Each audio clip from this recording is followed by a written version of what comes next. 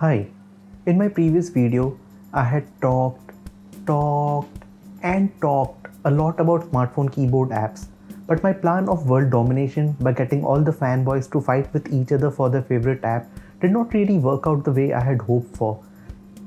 And that's because I had presumed that everyone must be using the swipe input method or must be at least aware of it. So much so that I had enabled swiping input on all the apps that offered it as an option. And yes, that poor viewership didn't really help the cause of my world domination. I clearly overestimated the awareness and popularity of my input method. Anyway, I'm back with my attempt at digital evangelism. Usually all these apps have swipe input method on by default, but let's just ensure it is the case with your keyboard as well. On Gboard, press on settings button, then go to glide typing, then enable glide typing.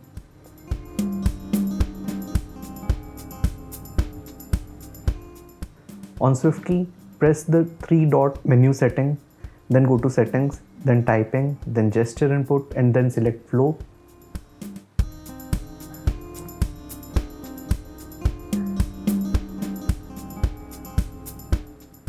On iOS keyboard, go to system settings, then general tab, then keyboard, then toggle on the option slide on floating keyboard to type.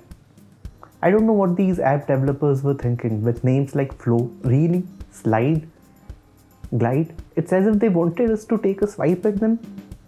Now let's start with this demo text. Remember, swiping involves dragging your finger or thumb from key to key without lifting it. Our first word is smartphone. So place your thumb or finger on S, then without lifting it, drag it to M, then to A, R, T,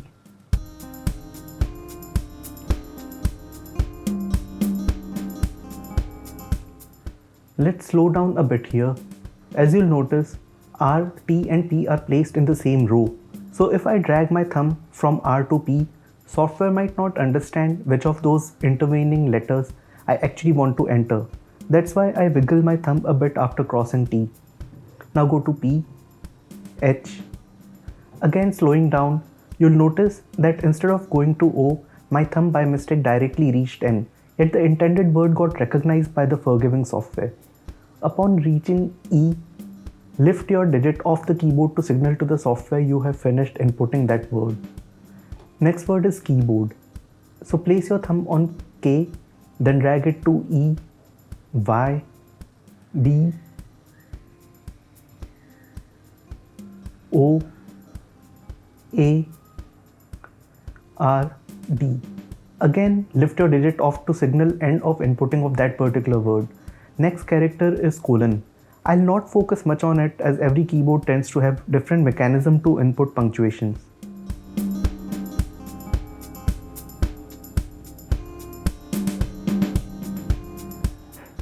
Now let's speed this up a bit. You can double tap on the spacebar to input period or full stop. As you might have noticed, pinpoint accuracy is not really required with swipe input. I believe after watching this short video, you must be convinced that with dexterous use of your digits, even seemingly inanimate objects like smartphone keyboards can be coaxed into playing really nice with you.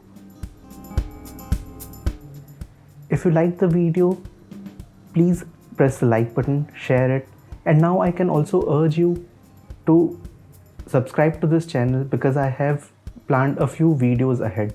Thanks again.